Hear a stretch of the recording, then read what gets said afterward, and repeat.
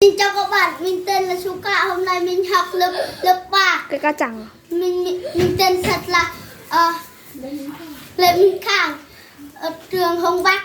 Xin chào các bạn. Cọp à? Mình tên là Đương. Mình học lớp 3. Mình chào Hồ Kim. Tên thật của mình là Hồ Văn Đạt. Xin chào các bạn, mình tên là An Nư. Hôm nay mình học lớp 2. Mình tên thật của mình là Hồ Nguyên Hiếu. Bây giờ mình sẽ đi thăm vườn của chúng mình. Cái cá chẳng của cô ba thôi. Đây là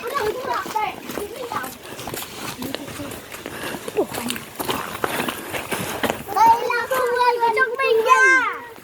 Đây có ớt luôn, mình ăn ớt nha. Ớt bây giờ. Đây là ớt của nhà mình. Con là tên chẳng. Đây là ca của nhà mình. Cá chẳng ở nơi. Đây là rau bạc hà của nhà mình. Đây là tất cả khu vườn của nhà mình. Đây là chúng mình